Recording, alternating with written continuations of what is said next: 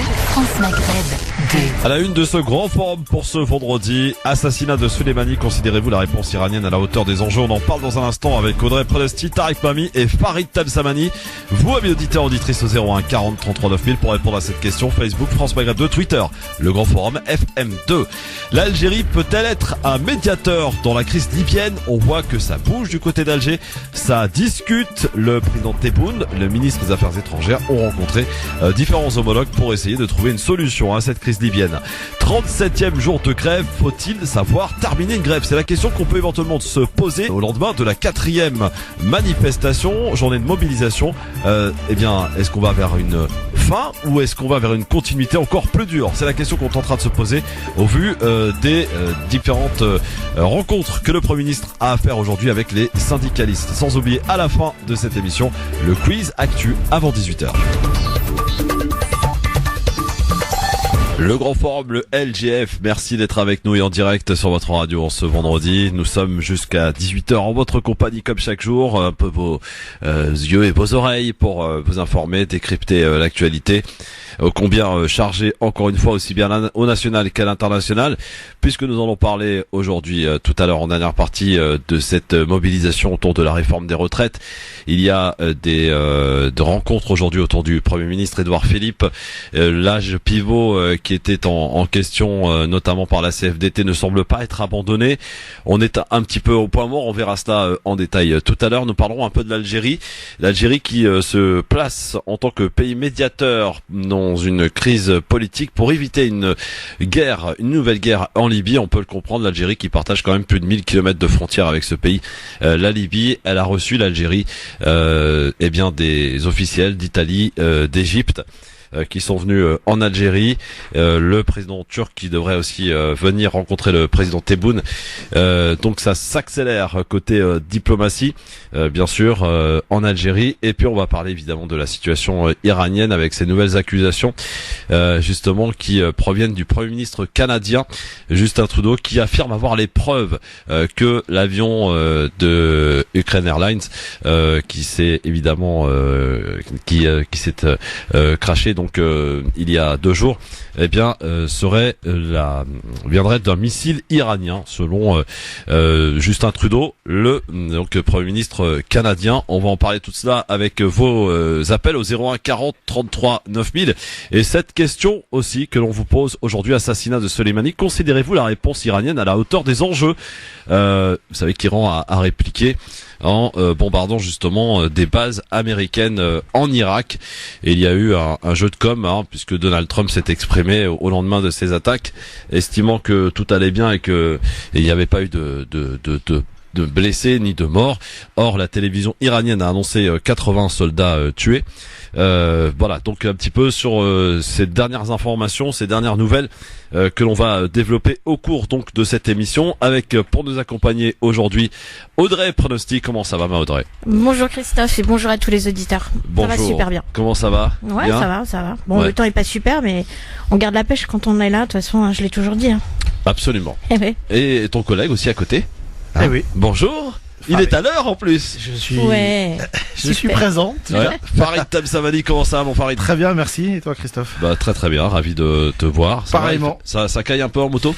Non, ça va. C'est juste que comme le sol est un peu mouillé, c'est toujours un peu plus délicat. Ouais. En 2 roues. Et nous attendons le dernier, qui est pour le coup en retard là aujourd'hui, Tariq Mami. Ah, je suis pas le dernier, pas mal. Ah ouais, pas tu mal. peux être fier. Voilà, Ouais. c'est ça. Bon, alors, on va en première partie parler de ce qui se passe en Iran. D'abord, Farid, Oui. peut-être commencer par nous dire un petit peu comment t'as perçu ce qui s'est passé au cours de cette semaine très chargée entre les Iraniens et les États-Unis. Ça s'est beaucoup accéléré. On est passé à l'offensive du côté iranien. Est-ce que la réponse iranienne à l'assassinat de Soleimani te paraît à la hauteur des enjeux? À la hauteur des possibilités de l'Iran, je dirais. C'est ce que j'allais dire. Des enjeux, c'est un bien grand mot. Non, tout ça est du cinéma parfaitement orchestré, je trouve, de part et d'autre. Les Iraniens sont tombés dans le panneau des Américains. et vice versa. J'ai envie de dire. Alors juste une petite correction. En fait, il s'agit pas de bases américaines qui ont été visées. Ce sont des bases bien irakiennes avec sur place effectivement des intérêts américains. Parce qu'il existe d'autres bases purement américaines sur le sol irakien. Donc je sais pas si nos auditeurs ont suivi. En réalité, il n'y a pas de morts. Les Iraniens ont savamment prévenus de leurs attaques. Bon, tout ça est très géopolitique, très stratégique. Ce qu'il faut retenir, à mon avis, c'est que il n'y a pas de mort selon les États-Unis. Non, mais il y a pas de mort sur ces attaques-là en tout cas. Oui, malheureusement, les morts, c'est l'avion qui a été détruit. Oui, non, mais parce que la télévision iranienne a annoncé 80 personnes touchées mortes. Donc, sur le soir, mais en réalité, elle est revenue dessus. Il y a pas de mort en fait sur les attaques. Et l'objectif n'était pas de faire des morts. C'est ça. C'est ce qu'on appelle la propagande interne. Ce qui est certain, ce qu'il faut retenir d'un point de vue, à mon avis, les quelques éléments qui sont intéressants à voir, c'est que l'Iran avait promis une riposte. Elle a tenu parole, ce qui est quand même déjà pas mal. Ensuite, elle a fait répondre cette riposte-là par ce qu'on appelle les gardiens de la révolution. Ce qui est traditionnellement en fait est plutôt intéressant parce que traditionnellement l'Iran ne répond pas par eux, répond de manière détournée par d'autres milices, d'autres factions. Et en réalité, il va y avoir d'autres réponses beaucoup plus subtiles qui ne seront pas forcément les plus visibles. Ouais. C'est ce qu'il faut, à mon avis, c'est ce qu'il faut s'attendre. Ce qui est certain, c'est que l'Iran n'a aucun intérêt à aller beaucoup plus loin et les Américains ont aucun intérêt à aller plus loin. Alors vous allez me dire, mais pourquoi tout ce cinéma-là ? André, pourquoi tout ceci ? Pourquoi ? Oui, pourquoi ? Alors déjà juste je veux revenir sur ce que tu disais au tout départ. Oui, je te rejoins sur un point, c'est quelle est la marge de manœuvre en fait de l'Iran. Effectivement, elle a répondu, mais faut quand même rappeler que elle, par rapport aux États-Unis, voilà, elle n'a pas la même force militaire. On a d'un côté les États-Unis qui sont quand même la première force militaire mondiale, et de l'autre côté l'Iran qui n'est qu'à la 14e place. Bon, c'est déjà pas mal, mais à côté, ça, voilà. Ouais, y a pas photo. À mon avis, un peu exagéré, mais bon, c'est. Après, on est loin peut-être d'estimer la capacité militaire de l'Iran, parce que. Alors, il y a effectivement, Farid, il y a effectivement ce que disent l'Iran, voilà, posséder, et puis il y a peut-être des choses qu'ils ont quand même conçues. Justement, je voulais rajouter ça, c'est que ils ont quand même une possibilité de nuisance vis-à-vis des Américains, qui est quand même très importante, justement par rapport aux pays de la région qui sont alliés aux États-Unis déjà. Mais on rappelle Donald Trump qui dit l'Iran ne se dotera pas de la bombe. Alors ça je suis beaucoup moins sûr. Parce que c'est une phrase, d'ailleurs, il a commencé, je crois que ça a été l'une de ses premières phrases, et ça c'est pour rassurer un petit peu son électorat, plutôt son milieu politique, rassurer aussi les démocrates qui lui font une guerre impitoyable à Donald Trump, en disant voilà, vous inquiétez pas, l'Iran ne se dotera pas de la bombe. Et comment il peut en être sûr là, je veux dire il est en campagne, Donald Trump, faut pas l'oublier. Oui, bien sûr, c'est ça aussi que je voulais dire dans mes propos, c'est que voilà, il est en campagne électorale, et sachant que on est dans une situation où il n'est pas forcément très bien vu, les démocrates essayent de le destituer. Donc voilà, aujourd'hui, il veut montrer que, en tout cas vis-à-vis de son électorat, je parle, qui reste en tout cas l'homme de la situation par rapport à ce qui s'est passé à Bagdad, voilà, et pour justifier bien évidemment le raid américain contre Qassem Soleimani. Oui, Farid. Oui, il y a plusieurs choses. Il y a ce qui se passe au Moyen-Orient, c'est-à-dire face à l'Iran, et ce qui se passe aux États-Unis. Ouais. Donc, je vais revenir 2 secondes sur ce qui se passe en Iran. Enfin, en tout cas, face à l'Iran, et notamment sur le territoire qui n'est pas iranien, qui est celui de l'Irak. Faut pas oublier ça, c'est que l'Iran est une force, un peu comme les États-Unis le sont d'ailleurs en Irak également. Ils sont pas chez eux. Les Iraniens ne sont pas chez eux en Irak. Il faut pas oublier ils sont pas chez eux, mais on peut pas nier quand même qu'il y a une réelle influence. Il y a l'influence religieuse qui est tout à fait les Irakiens leur l'ont rappelé, Et une partie des Irakiens, il faut pas oublier. Ils l'ont rappelé par rapport aux attaques des bases, justement. Ils voulaient pas que ce soit un champ de bataille. Attention. Mais... Non, attends. Lorsque le général a été assassiné, oui, c'était sur le une partie des Irakiens ont salué cet assassinat. il faut mesurer l'anti-américanisme primaire. Oui. C'est-à-dire que en Iran, vous avez depuis que le régime de Saddam a été renversé, notamment, globalement, vous avez une victoire, un retour, s'il vous plaît, sur la scène politique et de pouvoir de la majorité du pays, c'est-à-dire iranienne, chiite, excusez-moi, donc plus ou moins lié à l'Iran parce que le dogme chiite est particulièrement particulier face à ceux qui avaient le pouvoir, notamment Saddam Hussein, qui étaient des sunnites. Donc c'est très religieux, en vérité. Premièrement. Deuxièmement, moi je vais un peu sur les deux. Sur l'aspect purement militaire, l'Iran n'a aucunement les moyens de faire front face aux États-Unis, voire même à d'autres puissances régionales. De façon frontale, c'est ça, c'est impossible. Ensuite, l'Iran est sous menace américaine et sous sanctions américaines depuis maintenant pas mal d'années et qui lui fait un tort, vous ne pouvez pas imaginer, et notamment depuis que Trump est arrivé au pouvoir. En réalité, d'après ce que je sais, c'est que le pouvoir iranien, le pouvoir de la révolution islamique était plutôt en train de s'effondrer. Il y a quand même un peu comme en Algérie, en Iran, il y a une révolution d'une partie de la jeunesse, etc., qui veut vraiment faire évoluer le pays. Ce qu'il faut juste savoir avant de repasser aux États-Unis, c'est que... Mais avec ce qui s'est passé quand même, par rapport Alors là, il y a quand même une cristallisation qui se fait en faveur. Mais pourquoi? Bah oui. Parce que ce qu'il faut savoir, c'est que il y a un élément qui est fondamental dans la région qui s'appelle Israël. Israël a comme doctrine de ne pas avoir sur sa région, sur sa zone de confort, entre guillemets, une autre puissance aussi importante que la sienne. Les Iraniens sont chiites et non pas... Le 52e État des États-Unis. Alors, c'est un peu plus complexe que ça, mais pourquoi pas. En tout cas, ça peut être aussi simple, des fois, Farid. Non, la géopolitique, c'est toujours beaucoup plus délicat. En tout cas, ils sont alliés, ça. Ce qui est certain. Après, je fais une petite parenthèse de Christophe, c'est qui a vendu le général d'après vous? Alors ça, il y a des très rumeurs. bonne question. Non, mais il y a des rumeurs là-dessus. Alors, il y a les rumeurs et puis il y a la réalité des choses. Il y a Netanyahou, par exemple. Non. Par exemple, on dit qu'il y a Netanyahou qui a pas les moyens. Je sais pas s'il a pas les moyens, mais en tout cas, qui a vendu alors, d'après toi? Pour moi, il y a un allié des États-Unis qui ne se dit pas forcément allié pour la masse des gens et notamment des auditeurs qui nous écoutent, qui s'appelle la Russie. D'accord. Je ferme la parenthèse. Ça sera probablement confirmé ou infirmé dans les mois qui viennent. Mais juste pour revenir 2 secondes à l'Iran avant de repasser aux États-Unis. Ce qu'il faut savoir, c'est que le régime islamiste en Iran est le meilleur allié des Américains indirectement. Et pour le régime de Téhéran, le meilleur allié, c'est un mec comme Trump.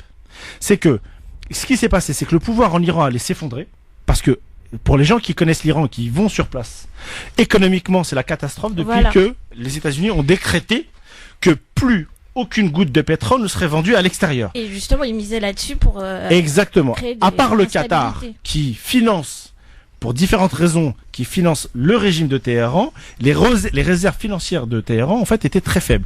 Le régime était, je suis pas devin, mais était globalement très mal en point. Cette attaque du général, cet assassinat du général et la réponse, notamment face à Trump, a permis une seule chose, et tu as complètement raison, Audrey, c'est de ressouder la population iranienne. Oui. Ça, c'est une évidence. Et donc, le régime est reparti pour quelques mois. Du côté des États-Unis, contrairement à ce que l'on dit, c'est que les démocrates qui se battent contre Trump, ce sont les démocrates qui sont à la Chambre des représentants. Ça n'est pas le peuple américain. Oui, mais bon, il y a le peuple américain d'impeachment qui est complètement. Et d'ailleurs, c'est une des raisons principales qui a fait que Trump est reparti sur la scène internationale et qui, globalement, à mon avis, est en train de gagner l'élection présidentielle. Mais il faut peut-être pas s'avancer. C'est qu'en novembre, c'est qu'à l'automne prochain, c'est toujours un peu plus subtil. Ce que je peux te dire, pour connaître un peu la géopolitique américaine et surtout le peuple américain. Si vous enlevez New York et San Francisco, pour la faire très très courte, je vais caricaturer un peu, mais qui on va dire un peu les bobos ricains. Ouais. Si vous enlevez ces 2 régions-là, l'immense majorité des Américains, je dis bien l'immense, je parle pas de la majorité, l'immense des majorités ne soutient pas forcément Trump d'ailleurs, mais fera front comme en Iran pour les États-Unis d'Amérique. Et c'est pour ça qu'en fait c'est très bien joué des 2 côtés. C'est malheureux pour l'évolution de la région, j'ai envie de dire, ça c'est mon avis personnel, mais globalement, les Américains vont faire front. Et d'ailleurs, si vous avez bien regardé, c'est que l'Iran a attaqué 2 bases irakiennes avec des intérêts américains sans faire de mort, même si elle a dit tout de suite au début le contraire, mais finalement en réalité, elle revient en arrière. Elle n'a pas attaqué les bases véritables où il y avait des Américains. Et elles les connaissent.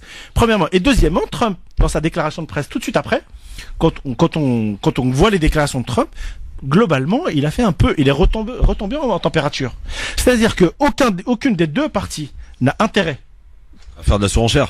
Mais bien sûr. Tout simplement. Bien sûr. Et Trump a dit d'ailleurs que voilà, on n'avait plus besoin d'Iran en quelque sorte pour le pétrole. Et on rappelle quand même l'objectif quand même de toute cette région, Farid, d'Audrey, c'est le départ des Américains. Oui. L'objectif, c'est-à-dire les Américains. L'objectif de tous ces pays, l'Iran. Mais moi, il y a juste tous les pays ne veulent pas le départ des Américains. Quel pays veut que les Américains restent? Des pays, tu parles de pays? Oui. Je peux parler de l'Arabie Saoudite, je peux parler du Qatar, des Émirats Arabes Unis.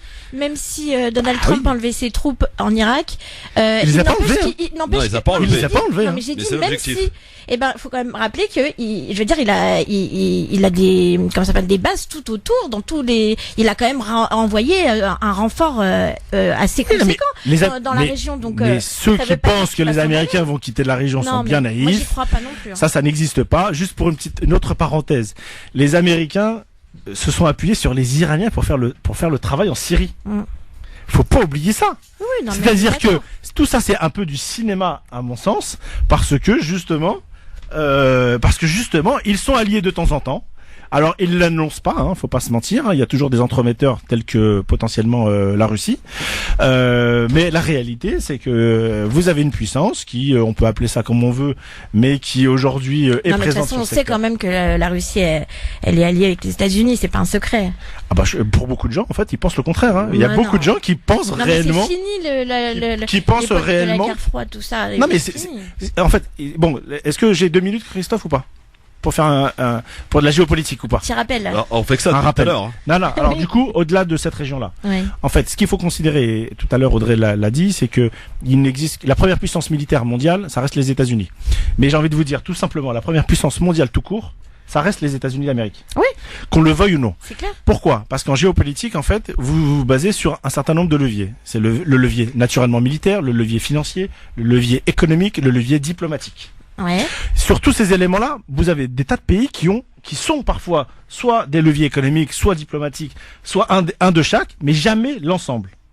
Aujourd'hui, à part les États-Unis d'Amérique, vous avez qui? Vous avez la Chine, qui à un moment donné essaye de devenir une puissance complète, ce qu'on appelle une puissance complète en géopolitique. Il lui manque à l'heure où on parle l'aspect purement militaire, mais je pense que dans les décennies qui viennent, ça sera complètement réglé. Mais aujourd'hui, personne, et notamment la Chine, ne peut absolument pas se passer des Américains. Donc c'est une évidence. C'est une évidence. Non mais parce que tu sais, quand tu lis tu t'écoutes ou tu lis certaines personnes, t'as l'impression quand même que les Chinois vont s'en mêler, que les Russes vont s'en mêler. Les États-Unis d'Amérique est la seule puissance complète à l'heure où on parle. Alors, ça n'a pas toujours été le cas dans l'histoire. Ça sera probablement pas le cas un jour dans l'avenir, mais jusqu'à présent, Dieu leur a permis d'être de cette puissance complète. Bon, alors on est avec Farid Temsamani, avec Audrey Podasti qui sont avec nous, et puis Tarek Mami aussi, parce que vous savez que le vendredi c'est Tarek Mami, tant que c'est possible. Voilà. Tarek Mami qui a dû bondir en écoutant ce qui a été dit quand même. Oh oui, beaucoup, forcément. Je suis sûr, là. Il y a débat, les amis. Bonjour à toutes, bonjour à tous. En fait, cher Farid, il a raison à 1000%, à une condition. Que le critère de la domination du jour soit ceux imposés par les Américains depuis 1945. Oui. Bon. Oui, mais attendez. C'est ce que j'ai dit. Non, attendez. Mais si on prend pas ces critères-là. Bien sûr, si on élargit, c'est ce que j'ai dit. Si on élargit à l'histoire tout court de l'humanité, mais les États-Unis n'existaient même pas. Que les Perses, par exemple, si on parle des Iraniens, les Perses sont une extraordinaire civilisation. Même aujourd'hui, quand vous prenez d'autres critères, c'est-à-dire que par exemple le critère chinois n'est pas un critère de domination militaire du monde. Ah, je suis pas d'accord. Je suis pas d'accord. C'est en train de le devenir. Non. Mais il suffit de regarder ce qui se passe en Afrique. Oui, mais en Afrique, j'allais dire, la domination, faut lire, alors si on veut parler de ça, faut toujours lire le Brzezinski, qui est le plus grand géostratège américain. Je suis pas d'accord, mais bon, c'est pas grave. Bon, c'est Brzezinski. C'est un grand stratège, il n'y a pas de souci. C'est l'un des plus grands. Ah oui, l'un des plus grands. C'est lui qui a préparé quelque part le travail de la chute de l'Union soviétique. D'accord. Avec le pape. Bien faut sûr. pas oublier cette dimension-là. Bien sûr. Mais faut lire les derniers textes de Brzezinski juste avant de mourir. Et Brzezinski écrit une phrase terrible. Il dit, en fait, pour nous, les États-Unis ont été l'empire du monde depuis 1945, sauf que on est en train de se rendre compte qu'on n'est pas empire pendant 30 ans ou 50 ans. C'est pas la durée normale. Deuxième, on passe du monde unilatéral de la force militaire des États-Unis à un multipolaire qui va faire rentrer beaucoup de choses, y compris une guerre américano-russe qui a une revanche à prendre sur la trahison faite aux dirigeants de la perestroïka qui ont signé l'accord donc pour exploser l'Union soviétique avec un accord formel des Américains de ne pas dépasser la frontière de l'Allemagne et qui se retrouve aujourd'hui dans toutes les frontières. Et la deuxième chose, les Chinois. Il dit, en fait, à certains moments, les États-Unis, pour rester première puissance encore pendant 50 ans, encore pendant un siècle, elle doit faire deux choix. Le premier choix, c'est de choisir qui est son ennemi principal, la Chine ou la Russie. Et la deuxième, et en tout état de cause, tout faire pour que le dollar reste la monnaie monte. Oui. Elle peut éventuellement perdre la première bataille. Exactement. Et choisir, et pour moi je recommande de choisir la Chine comme allié principal des Américains et pas les Russes, parce que historiquement, il n'y a pas eu de gros contentieux entre les deux, ni trahison de la deuxième guerre mondiale. Ça c'est Brzezinski, c'est pas moi. Ah oui. Et il rajoute derrière, par contre, tout à tout perdre, il faut maintenir le dollar, parce que je vous dis, moi, Brzezinski, le jour où le dollar ne sera pas la monnaie du monde, il n'y aura plus. C'est précisément le rappel c'est précisément le rappel que j'ai fait pour être une puissance complète. Ouais. Si on devait faire un comparatif de ces trois pays-là, les Russes sont une puissance militaire. Ouais. Ce ne sont pas une puissance économique. On est d'accord. C'est une puissance diplomatique. Ouais. Inévident. Ça n'est pas une puissance financière. Oui. Les Chinois sont une puissance économique, la première même. Alibaba. Première puissance économique mondiale. Il y a des 40 voleurs ou pas? Pardon? Il y a des 40 voleurs ou pas? Ça n'est pas une puissance, ça n'est pas une puissance financière. Oui. Ça n'est encore pas une puissance diplomatique. Et c'est en train de devenir, ça va le devenir une puissance militaire. Pourquoi? Parce que... à l'échelle asiatique, hein. De quoi? La Chine. Sur quoi? Militaire. Ouais. Et encore, je suis nuancé là-dessus. Ah, je suis beaucoup. Non, c'est plus nuancé. Il faut savoir une chose. Beaucoup, Farid Tabsamani. Mais oui, parce que la réalité est beaucoup plus subtile. Non, mais c'est jamais noir ou exactement. Rouge. Bien sûr. Mais l'Amérique, les Américains, pour l'instant, je dis bien pour l'instant. Bien sûr que ça n'existe, ça sera pas éternellement le cas. Mais pour l'instant, ils ont la complémentarité de alors disons qu'ils l'ont eu pour moi de 45 jusqu'à la chute du mur de Berlin. 89. Non, ils l'ont encore. Non, mais attendez. À 1000%.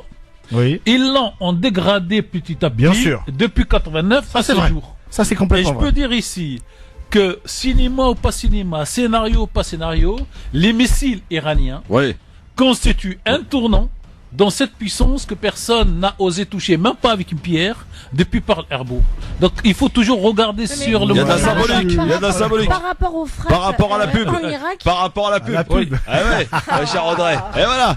On continue d'en parler. Et on va parler par contre de ce qui est l'actualité du jour, l'avion. Et puis la deuxième actualité, les Tunisiens qui vont avoir ce soir un gouvernement ou pas.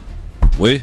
Vote de confiance ou pas? Non, mais je reviendrai sur mon idée. Oui, bien sûr. Oui. On va parler de l'avion. Parce que Trudeau, ça y est, c'est l'inspecteur Colombo du Canada, l'inspecteur du monde. Il affirme avoir les preuves que le missile iranien aurait touché, alors peut-être par erreur, dit-il, l'avion. Et il rajoute, mais accidentellement. Oui, voilà. Donc, ça ne veut rien dire. Les Iraniens ont totalement démenti. À tout de suite. Le LGF, le grand forum, c'est formidable, on est en direct, messieurs dames, c'est vendredi, nous sommes le 10 janvier avec Audrey Pronosti, avec Farid Tabsamani, avec Tarek Mami et ça débat même en antenne, c'est formidable, on parle de l'Iran, évidemment. Moi j'ai une question toute simple, avant qu'on parle de l'avion et des nouvelles accusations de Justin Trudeau, parce que tout est parti de lui vis-à-vis de l'avion de Ukraine Airlines. Farid Tabsamani, la suite maintenant, parce qu'on a pu connaître ce qui s'est passé cette semaine, ces échanges, la mort du général Soleimani, toutes les conséquences derrière, l'assassinat, oui, vous avez raison, l'assassinat odieux même de Soleimani. Farid, comment tu vois la suite maintenant? Parce qu'on Il y avait pas Audrey qui voulait rebondir sur ce point? Si elle a pas oublié le fil. Non, c'était pas par rapport au Boeing 737, pas du tout. C'était, mais bon là, c'est hors contexte. Alors non, je voulais juste préciser qu'effectivement. Comment tu vois la suite? Non, c'était pas par rapport à la suite. Non, je voulais juste rebondir sur le côté cinéma de la situation par rapport aux frappes des bases en Irak, dans le sens où voilà, ils étaient prévenus et puis moi. J'ai entendu dire, en tout cas, qu'on parlait du fait que c'était des missiles qui étaient défectueux. Donc, ça présentait aucune menace réelle. Ça, je sais pas. Donc, défectueux, je sais pas. Attention à ne pas tomber dans parce que là, je trouve, en vous écoutant, hein, parce que moi, j'ai ce privilège de pouvoir avoir plusieurs lectures. Mais il faut prendre de la distance. On va côté américain, côté iranien, vous avez de la propagande des deux côtés. Bien sûr. Alors attention, c'est une bataille de communication. Bah, évidemment. Mais Christophe, il faut être au milieu. Gaddafi, excuse-moi. Gaddafi est mort par la télévision Al Jazeera, qui a diffusé des images comme quoi Tripoli est tombé. Ce qui fait que tous les autres soldats qui regardaient cette télévision ont jeté les armes, se sont cassés de la ville de Tripoli avant même qu'elle tombe. Non mais c'est d'abord une bataille de communication, faut pas se mentir. Mais après, et d'intimidation. Mais oui, mais il faut pas. Mais après, il faut être objectif. Et en géopolitique, il y a les fantasmes et la réalité. Ah mais c'est clair qu'il faut arrêter de penser qu'il y a un méchant et un gentil. Là, c'est... je l'ai dit tout à l'heure, il n'y a pas de comparaison entre les deux puissances, parce que je pense que l'Iran est une puissance, une grande civilisation historique. L'Iran a des difficultés, l'Iran a des intérêts. Les Américains étaient bien contents d'avoir les Iraniens en Syrie pour pouvoir faire le ménage, il faut pas se le mentir.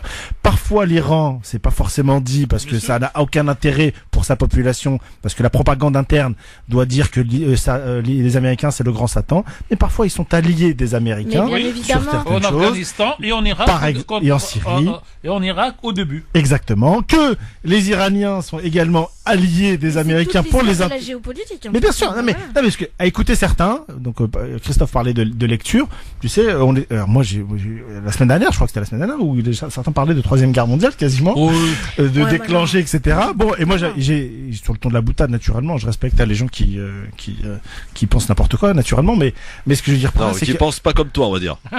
Non, qui pensent d'abord n'importe quoi. Non mais ça je respecte beaucoup les gens qui pensent pas comme moi et je les invite à ne pas penser comme moi.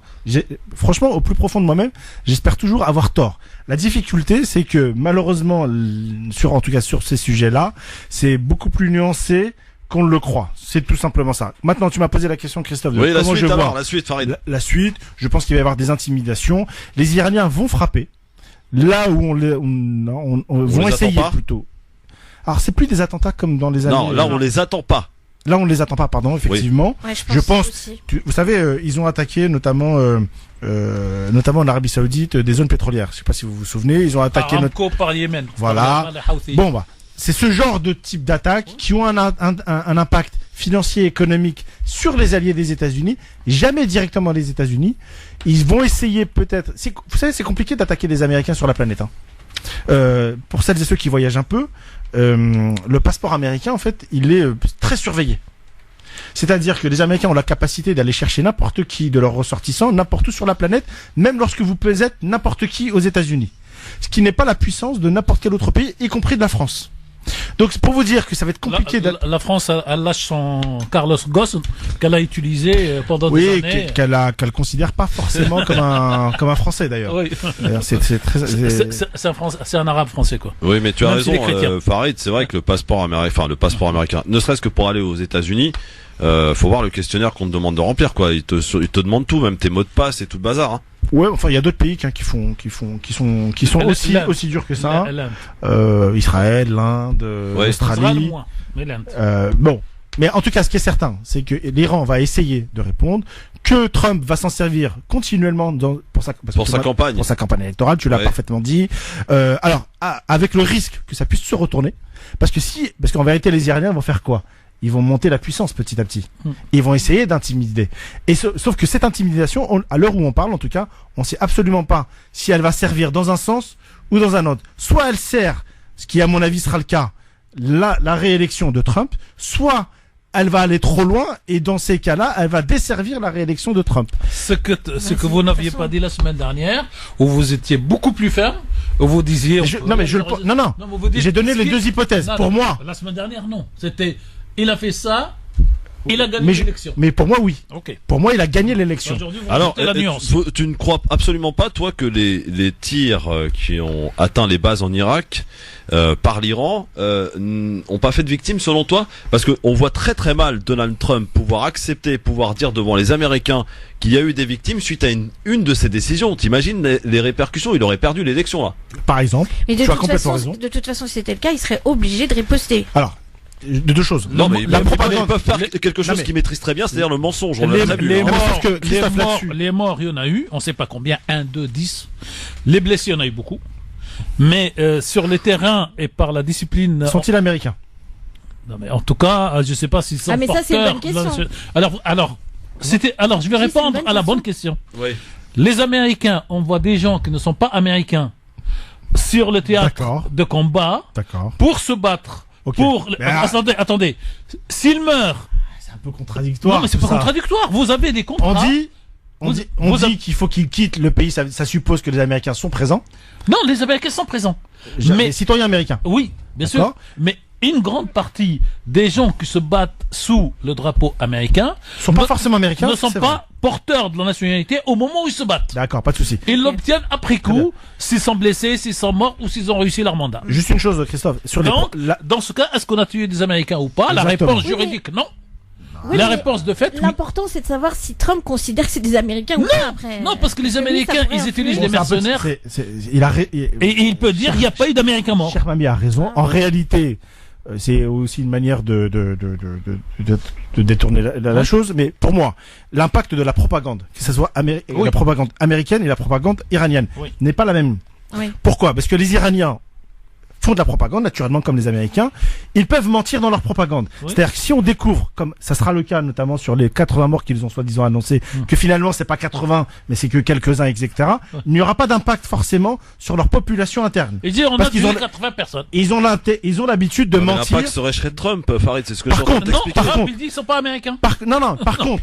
Il dit ça, pourquoi? Parce que lui, il sait, comme il s'est engagé sur le fait que voilà, il voulait pas faire la guerre. Laissez-moi juste terminer là-dessus. Il veut pas faire la guerre, mais s'il voulait vraiment faire la guerre, il dirait c'est des Américains. Juste une chose.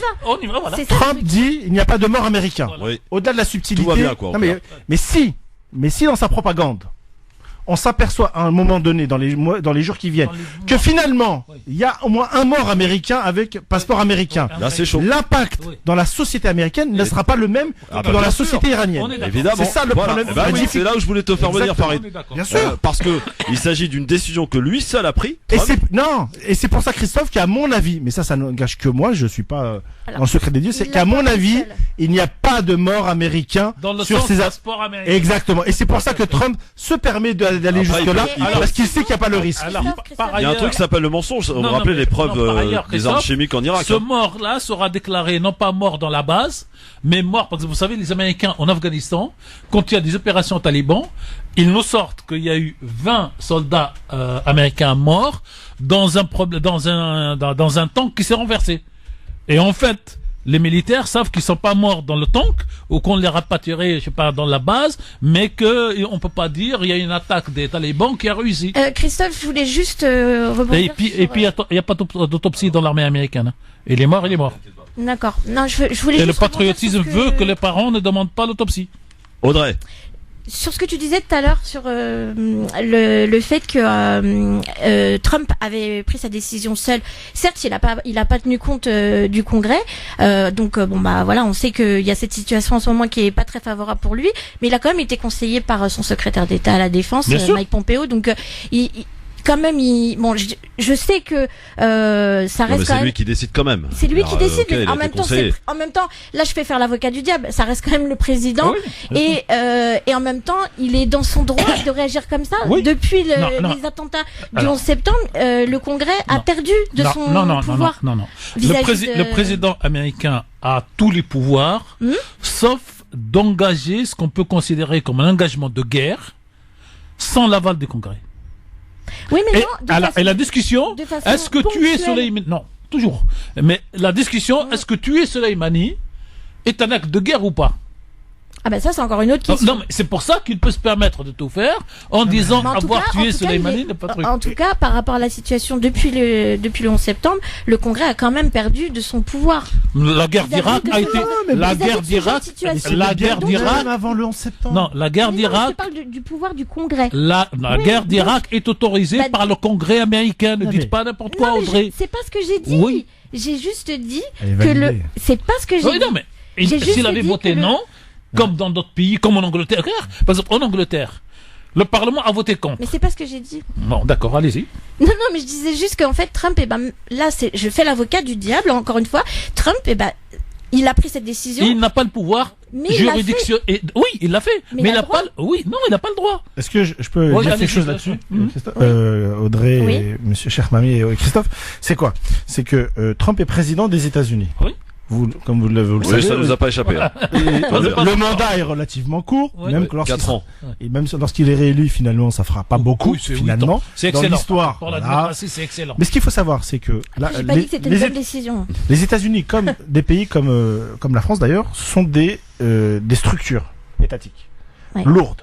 C'est-à-dire, lorsque Trump fait de mariole sur Twitter ou devant les journalistes, en réalité, c'est beaucoup plus sérieux derrière. Et quand il fait, mais bien sûr, c'est beaucoup plus sérieux. Ça veut dire quoi? Ça veut dire que quand on pense qu'en fait c'est juste un guignol qui fait le fou, en réalité on se trompe complètement. Au-delà du fait que pour moi ça n'est pas un guignol, 2, que derrière la structure des États-Unis d'Amérique en fait est beaucoup plus puissante pour pouvoir ce type d'engagement. Comme pour la France d'ailleurs. Bon, c'est peut-être pas un guignol, comme tu dis, mais je pense qu'il est pas fait pour le job. Le mec, ça reste quand même un businessman, mais mais il a pas le costume, je pense. Audrey, est-ce que tu connais les indicateurs américains à l'heure où on parle? Moi, je te parle de Trump, là. Qui sont construits sur ceux de Moi, je pense qu'il est vraiment pas fait pour le job. En termes d'économie. Alors là, non mais... Vous voulez pas comprendre les chiffres économiques? On parle. C'est un homme d'affaires. Moi, j'aimerais bien qu'on accueille Sofiane Lakhdari, les amis. Est-ce que c'est pas la construction, le suivi avec des initiatives personnelles de Trump sur ce qu'a construit déjà Obama, qui a laissé une excellente économie florissante? Sofiane. Bonjour. Bonjour Sofiane, comment ça va? Bonjour Tarek, bonjour Farid, bonjour Audrey. Salam Sofiane. Ouais, moi j'ai pris l'émission de cours, je suis vraiment désolé, j'ai cru entendre j'ai entendu un peu l'intervention de Farid. Après, moi, ma lecture de ce qui vient de se passer, c'est que on parle de morts, combien de morts, est-ce qu'il y a eu des morts? Je pense que les Iraniens, quand vous entendez, vous avez écouté le discours des Iraniens ou de Hassan Nasrallah avant la frappe iranienne, ils n'ont pas parlé de nombre de morts. Dans une des expressions de Hassan Nasrallah, il a dit 1000 ou 2000 ou 10 000 soldats n'y voudront pas Qasem Soleimani. La réponse à la mort de Qasem Soleimani, c'est le départ des armées américaines de la région. C'est ça le résultat. Après maintenant, on aurait dit à 10 morts ou 20 morts ou 100 morts, rien ne calmera rien ne calmera en vérité la demande du peuple iranien qu'on a vu avec des millions de gens ou bien de ceux qu'on appelle l'axe de la résistance. Pour moi, la frappe iranienne est une réussite totale. Pourquoi? Parce que pour la première fois depuis la Seconde Guerre mondiale, où un État un État qui frappe une base américaine et qui le déclare haut et fort. Si vous regardez le tweet d'avant de Donald Trump, avant ses représailles, il a parlé, s'il y avait des représailles de l'Iran, je bombarderai ces comptes de sites. Il n'a pas parlé de la mort de soldats américains. Il a parlé de représailles. Et là, vous avez l'Iran qui a envoyé 16 missiles ou bien 16, je sais pas ce que c'est, des cruises, je me rappelle pas exactement les missiles qui ont été envoyés, balistiques, mais ils parlent surtout comme quoi qu'ils ont frappé la plus grande base américaine en Irak, où il y a les drones ou ceux qui ont frappé Qasem Soleimani. Important, c'est la base américaine qui a été tapée parce que Farid nous disait que c'était pas une base américaine, Farid, c'est ce que tu nous as dit. C'est une base américaine où il y a la présence d'autres soldats canadiens. Non, c'est pas des bases américaines. Non, c'est deux bases. Oui, non, c'est des bases de soldats. C'est des bases à la présence des soldats américains. Merci. Une à Anbar, l'autre à Erbil. D'accord. Et en gros, quelques jours avant, les soldats irakiens ont été retirés parce que ça chauffait déjà depuis la mort des 30. Donc, comparativement à ce que dit excusez-moi, je termine là, et dans laquelle il y avait des soldats américains et il y avait surtout beaucoup d'avions américains. Et s'il y a, c'est la destruction de cette partie de la flotte. J'ai dit en début d'émission qu'il ne s'agissait pas de base US en Irak, mais de base irakienne avec des présences américaines. Et Sofiane nous dit, si je dis pas de bêtises, que pour Sofiane, il s'agit purement et simplement de bases américaines qui ont été touchées. Non. Ah, pardon. Il y a une base, c'est à partir de cette base où les avions qui ont frappé Qasem Soleimani ont décollé. C'est Ain al-Assad. C'est une base, on peut dire irakienne ou on peut dire une présence américaine. Non, parce qu'il existe d'autres bases en Irak qui sont 100% américaines. Hein. Pardon? Il existe d'autres bases en Irak qui sont 100% américaines. Et c'est l'ambassade américaine. Non, il y a d'autres bases également. C'est l'ambassade notamment. Cette base, après on parle du détail, je sais pas exactement après. Alors du coup, ils ont bombardé une base irakienne selon toi. Ils se sont trompés. Pardon, excusez-moi. Farid, il t'a posé une question. Pardon, Sofiane, j'ai pas entendu. Les Iraniens, ils ont frappé cette base, ils ont frappé une base irakienne du coup. Tout à fait. Et l'Anbar, c'était quoi comme base? Pardon, j'ai pas entendu. Al-Anbar, ils ont frappé Ain al-Assad, ils ont frappé à Al-Anbar. Oui. Erbil, c'est les Kurdes. Erbil, c'est quoi? C'est une base kurde ou une base américaine aussi, Erbil? En fait, il faut distinguer deux choses. Il y a des bases sur les territoires irakiens, y compris kurdes, bases 100% US, qui sont ce qu'on appelle, qui sont légitimement peut-être pas le bon terme, mais qui sont une base américaine où il existe soit des Irakiens, soit des alliés des États-Unis sur leur territoire, sur ces bases-là. Et ensuite, il existe des bases irakiennes, officiellement irakiennes, où les Américains ont accès, où ils travaillent, où même ils sont même très nombreux, tu vois. C'est deux choses différentes. Et les Iraniens, volontairement, je pense, je discute pas avec les Iraniens, mais volontairement, ont choisi d'attaquer ces deux bases pour, à mon avis, une raison purement stratégique, de ne pas attaquer, de ne pas faire de victimes américaines, tout simplement. Audrey, t'avais une question? Oui, j'avais juste une petite question pour toi, Sofiane. Je rappelle que vous êtes sur France Maghreb 2. Oh, absolument. Oui. Audrey, question pour Sofiane. Non, c'est juste une petite question, parce que moi j'ai cru quand même comprendre que tout à l'heure tu disais que c'était la première fois que l'Iran frappait des bases américaines, mais que les Américains reçoivent des missiles. C'est la première fois depuis 45. Et là j'ai un doute, si tu peux me le confirmer, ils n'ont pas déjà fait ça sous Obama? Qui? Non, pas du tout. Non, ils l'avaient pas fait? Non, personne. Depuis 45, déjà le fait de depuis 1945, c'est la première fois qu'un pays bombarde une caserne, pour faire simple, américaine, et dit c'est moi qui ai bombardé. Ça c'est beaucoup produit. Ah, le fait qu'ils le revendiquent. Oui, qu'ils le fassent et qu'ils le revendiquent.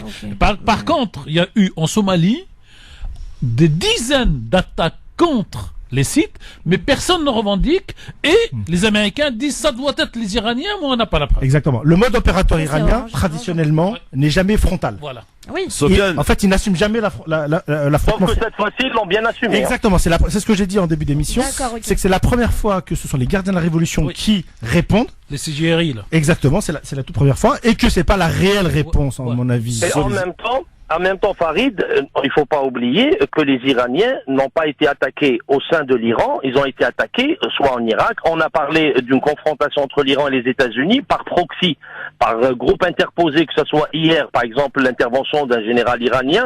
Vous avez des drapeaux, plusieurs drapeaux, le drapeau du Hezbollah, du Hashd al-Sha'bi, etc., ou bien des milices chiites qui sont en Afghanistan, au Pakistan. Ça veut dire que depuis un bon bout de temps, la guerre se faisait par proxy. C'est pour la première fois où on a une confrontation directe entre Américains et Iraniens. Vous avez la mort d'un général haut gradé. Sur territoire étranger. Voilà, sur territoire étranger. Ils l'ont tué en Irak. Ils l'ont pas tué en Iran. Donc, du coup, la réponse, elle était en Irak. Et aujourd'hui, ce qu'on a, c'est que l'on a le président des États-Unis qui a dit, en cas de représailles iraniennes, je bombarderai 52 sites. Et là, il a avalé son chapeau. Dans les cultures. Est-ce qu'on peut parler des 52 sites? Oui, moi aussi, parce que la propagande dit 52 sites, les sites culturels, etc. C'est dans 108. Oui, mais pourquoi 52? Pourquoi 52? Parce que c'est en rapport par rapport aux soldats qui ont été pris en otage c'est symbolique. dans l'ambassade. C'est pas des soldats. C'est les fonctionnaires. Les fonctionnaires américains. Mais il aurait aussi pu, d'ailleurs, les 3222 qui ont été tués dans la tour. Donc, on prend les symboles qu'on peut. Ouais. Exactement.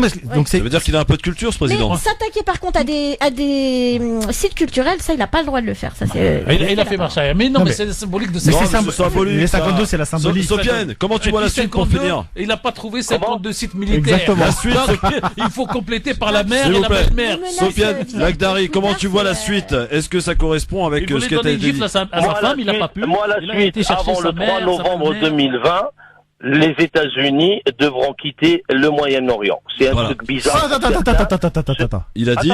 Bah, vas-y, écoutez les gars, vous êtes en radio là. En novembre 2020, Donald Trump essayera par tous les moyens. Il a été élu pour rapatrier ses soldats. Bah oui, non mais attends, Farid, Sofiane dit un truc très intéressant. Il a été élu pour justement rapatrier tous les soldats. C'est ce qu'il a voulu faire dès le début. Non, ça c'était sa propagande électorale. Oui. Farid.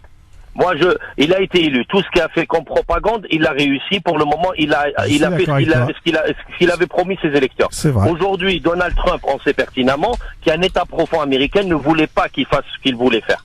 Il y a eu des blocus, on a vu l'impeachment, on a vu au niveau des congrès, jamais de l'histoire des États-Unis peut-être, on a vu une telle opposition à un programme politique d'un président. Je parle pas d'autres, je pense qu'il y a un président américain dans le passé qui a eu un impeachment contre lui, mais ce président Donald Trump a été élu sur un programme.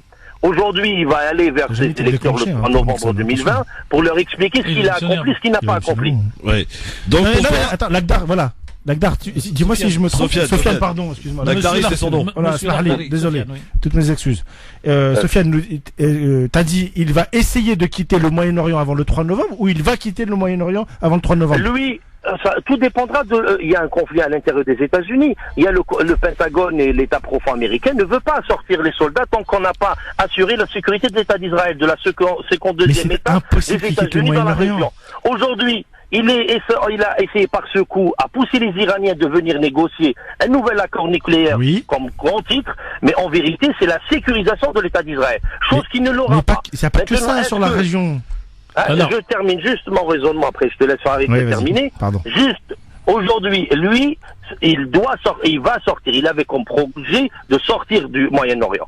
Mais il devait assurer la sécurisation de l'État d'Israël. C'est ça. Aujourd'hui, il n'y a aucun intérêt. Dans son discours, si tu l'entends, il dit que les Américains n'ont plus besoin du pétrole du Moyen-Orient. Ils sont autonomes au niveau après au pétrole de schiste. Est-ce que je peux te répondre? Est-ce qu'on peut parier un resto déjà? Pardon? Est-ce qu'on peut parier un resto? Ah oui, avec moi je rentre dans le pari pour resto. Moi aussi je rentre dans le pari. Je rentre dans le pari. Bon, Sofiane, oui. L'intérêt des bases américaines n'est pas qu'Israël. Premièrement, pour une raison très simple. Tu as raison de dire que à l'heure où on parle, selon le cours du baril, les Américains n'ont pas forcément besoin du brut du Moyen-Orient. Ça, c'est une évidence. Le problème, c'est que les Américains sont les gendarmes du monde. Aujourd'hui, en tout cas, c'est le rôle qu'ils ont volontairement. Ils ont pas forcément envie de l'avoir. Hein. Non, je suis pas d'accord. Je suis pas d'accord là-dessus. Ils sont obligés de l'avoir en fait. Ils sont obligés de l'avoir. Je veux dire, il y a un allié. Il y a un allié. Ils ont dégagé les Français et les Anglais pour prendre la place. Moi, je parle des Américains. Oui, il y a un allié des États-Unis qui s'appelle la Chine, qui pour sa propre économie est obligé de pomper, d'avoir du pétrole, beaucoup de brut. Et elle n'a pas de base en Moyen-Orient. Et elle n'aura pas d'ici le 3 novembre suffisamment de base au Moyen-Orient pour remplacer les Américains. Les Chinois paieront tout ce qu'il faudra pour que les Américains, au minimum, si Trump est assez fou pour retirer les bases américaines, ce que je ne crois pas, parce que même logistiquement c'est quasiment impossible, même en annonce, j'y crois pas plus que ça.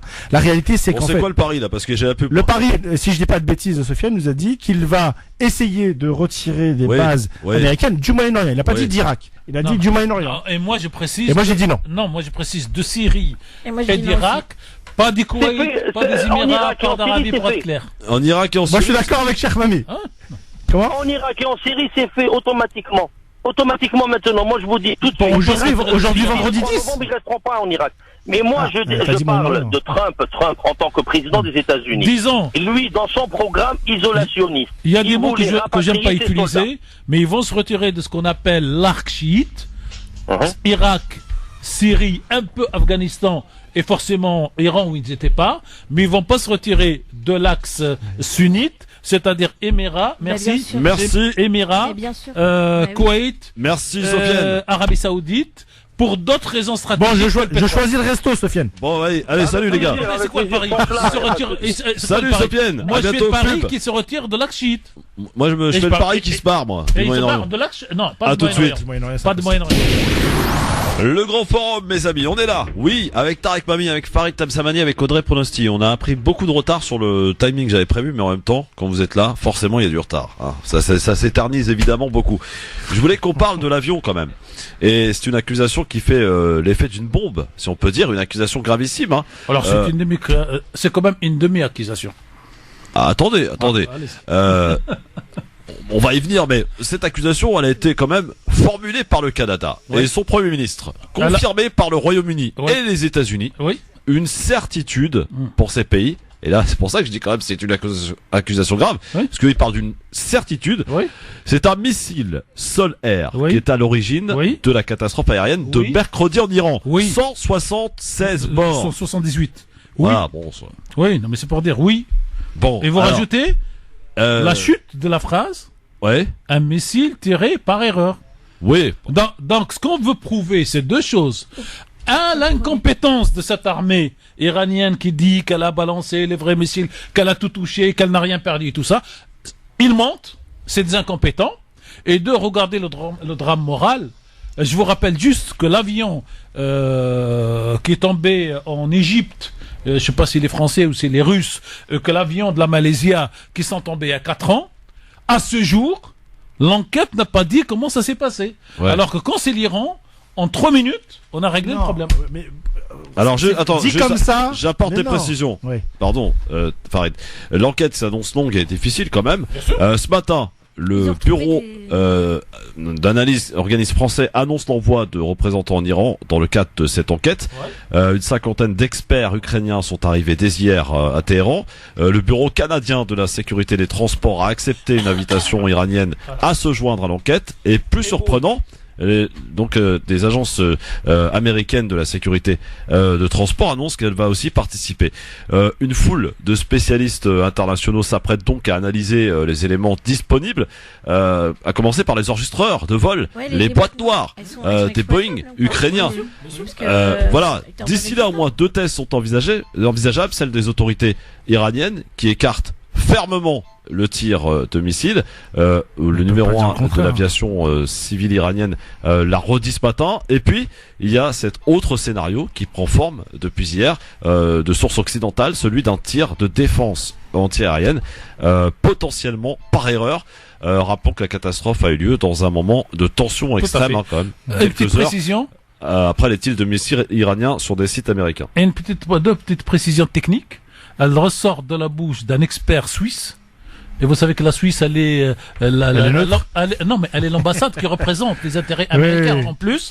Alors, il dit 2 choses. Il dit ça ne peut pas être un missile, par expertise. J'ai l'expérience avec d'autres. Et la deuxième, il dit un missile ou une bombe fait exploser l'avion en vol qui part donc en toute partie. Or là, on a vu l'avion faire demi-tour pour essayer de revenir. Vous pouvez prendre tous les conditionnels, mais c'est quand même la version, c'est qu'on a vu l'avion faire demi-tour. Une version comme quoi le missile aurait frôlé l'avion et qu'il y aurait des impacts très tout petit sur justement sur l'avion. Frôler l'avion et qui ferait que ce serait je sais pas combien de pieds. Non, mais qui aurait créé une onde de choc et que c'est pour ça qu'il a quand même été touché. En tout cas, on n'est pas des experts de l'aviation. Exactement. Moi, je ne suis pas. C'est ce que j'ai entendu. Voilà, juste 2 choses. La comparaison avec l'avion de la Malaisienne, en fait, n'a pas de, pour moi, n'a aucun rapport pour une raison très simple, c'est que la Malaisienne partait de Kuala Lumpur pour Pékin et il a explosé en pleine mer d'Aman, si je dis pas de bêtises, qui n'était pas surveillé plus que ça pour des raisons géopolitiques, alors que je peux vous dire une chose, Téhéran et toute sa région est scrutée quasiment mètre par mètre par tous les satellites. Et ce qui va se passer pour, à mon avis, parce que on a parlé tout à l'heure de guerre de communication. Vous imaginez bien que en plein conflit officiel avec les États-Unis, ils ne vont pas avouer pour la propagande intérieure qu'ils ont fait sauter un avion. L'inverse est valable aussi. L'inverse est valable aussi, c'est-à-dire que il est très facile pour les Occidentaux aujourd'hui, au vu de la position iranienne, d'accuser l'Iran en disant, vous voyez, c'est des amateurs, ils savent même pas maîtriser leur missile. Si on est un peu honnête, lorsque on a appris que l'avion, qu'il y a eu un incident de ce type-là, les Occidentaux, tu parlais du Canada et des États-Unis, et même des Britanniques. Les Britanniques. N'ont pas réagi. Ils ont mis 24 heures. Ils n'ont pas réagi tout de suite. Exactement. Et tu sais ce qui s'est passé dans ces 24 heures-là. En réalité, ils ont vérifié l'information. Non. Et vous savez ce qui va se passer. Et là, je vais reprendre les paris. En 24 heures. Mais dans les 24 heures, les Canadiens commencent par retirer leurs troupes. Non, mais. Si, ils sont barrés. Ça, c'était déjà prévu. Moi, ce que je veux vous dire, après, l'avenir nous le dira. Je pense que je pense qu'on va nous apporter, à nous tous, visuellement, la preuve. Oui. Du fait, effectivement, que ça a été fait par erreur. Je saute dans 3 ans. Non, pas dans 3 ans. Non, mais je saute exprès dans 3 ans. Oui. On amène la preuve que c'est un missile iranien par erreur. Qu'est-ce qu'on peut en tirer comme conséquence? Aucune. Mais c'est d'ailleurs la communication américaine sur Trump est vachement véhément sur plein d'autres choses. Sur cet avion-là, ils savent pertinemment que c'est une erreur, et donc du coup, ils n'en jouent pas plus que ça. Je voudrais écouter ce démenti iranien que je vous propose d'écouter. Ce qu'a dit ce matin Ali Bedzadeh, le président de l'organisation de l'aviation civile iranienne. Voici ce qu'il a dit. Nous pouvons l'affirmer avec certitude. Aucun missile n'a touché cet avion. L'appareil était en feu durant un peu plus d'1 minute 30 avant le crash. L'endroit où il s'est écrasé montre que le pilote avait l'intention de revenir à l'aéroport. Mais il y a cette question. Pourquoi le pilote n'a pas contacté la tour de contrôle? Il peut y avoir des raisons différentes, mais la priorité d'un pilote est d'abord de sauver son avion. Si des responsables américains ont reçu des informations de la part d'organisations aux États-Unis et au Canada spécialisées dans la sécurité aérienne, ils ont le devoir d'en informer tout le monde via l'Organisation internationale de l'aviation civile. Voilà. Moi, j'ai une question à te poser, Christophe, dans ces cas-là. Si ça vient d'une défaillance éventuelle de l'avion, il avait été révisé 48 heures. Mais il est neuf, l'avion est neuf. Donc c'est ça. Alors c'est pas parce que l'avion est neuf. Oui, mais 48, il n'y avait pas de souci quand ils l'ont révisé. Non mais. Donc, bon, moi encore une fois, je suis pas un spécialiste de l'aviation. L'immense majorité des accidents, malheureusement, d'aviation, en réalité, sont essentiellement des incidences humaines. Donc c'est pas parce que l'avion est neuf qu'il peut pas y avoir une incidence humaine. Là, en réalité, je pense. Non, mais c'est sûr, ce qu'on vient d'écouter, ce qui est tout à fait normal, pour moi, c'est de la propagande iranienne. Mais c'est Farid. Farid. C'est de la communication, pardon. Non, je veux régler un problème avec toi, Farid. Ouais, dis-moi. C'est quoi? Pourquoi tu parles de propagande uniquement vis-à-vis de l'Iran? Parce que sur cette affaire-là. Pourquoi tu ne parles pas de propagande côté occidentaux et côté états-uniens qui sont très forts? J'ai pas dit tout à l'heure qu'il y avait la propagande américaine? Non, mais tu insistes beaucoup sur l'Iran. Là, tu me parles d'un avion qui s'est fait écraser. Oui. Là, à vue d'œil, c'est-à-dire que vu la communication, vu la propagande, comme tu dis, même des États-Unis, elle est très faible sur cette affaire-là. Et c'est l'intérêt du monde, ils sont en train de faire dire à tout le monde que les Iraniens sont des amateurs. Elle laisse leur délégué. Oui, mais qu'est-ce que tu veux que je te dise, Christophe? Si c'est le cas, qu'est-ce qu'on va faire? On va le cacher? Non, l'Iranien dit, si vous avez ces preuves dont vous parlez tout le temps, donnez-les à la commission de l'aviation internationale pour que tout le monde lise. C'est pour ça que quand Farid dit que les États-Unis restent quand même sur la réserve, c'est pas pour rien. Non, mais ça veut dire que c'était une propagande fausse. Vous avez la preuve d'un assassinat. Vous parlez partout. Et le procureur vous appelle, dit, monsieur, donnez-moi la preuve pour que j'occupe le mec. Et vous dites, je veux voir. C'est qui le procureur? Le procureur aujourd'hui? Non, oui, voilà. Non, mais aujourd'hui, le procureur, c'est l'opinion publique internationale de part et d'autre. Ah, mais pour les Américains, non. Oui, mais ils s'en foutent, les Américains. Exactement. Mais pour l'opinion internationale. Mais si on suit le raisonnement de Christophe, les Américains pourraient largement faire de la propagande en disant ce sont les Iraniens qui l'ont fait volontairement, etc., etc. Oui, mais qu'ils sortent la preuve. Non, mais la preuve, le mec, il va se passer. C'est mon métier. C'est ma théorie, c'est de dire qu'ils vont sortir, la preuve. Je ne dis pas qu'ils ont fait, qu'ils n'ont pas fait. Je dis que c'est lui qui dit qu'ils l'ont fait, il doit mettre les preuves publiquement sur la table. Non, mais ils vont je pense. Trudeau a affirmé qu'il avait les preuves. Ouais. Non, il a dit certaines informations. Ouais, là, il a été plus en réalité, je pense qu'ils ont les images, tout simplement. Oui. Pourquoi? Parce que au-delà de cet malheureux ce drame. C'est quelqu'un qui sait. Ce sont les Iraniens qui doivent savoir le premier. Exactement. Pour eux-mêmes. Est-ce que eux, ils ont 15 missiles sur l'étagère? Est-ce qu'ils ont tiré un ou pas? Vu que Christophe m'accuse d'anti... Non, mais je t'accuse de rien du tout. Alors, me soupçonne d'anti...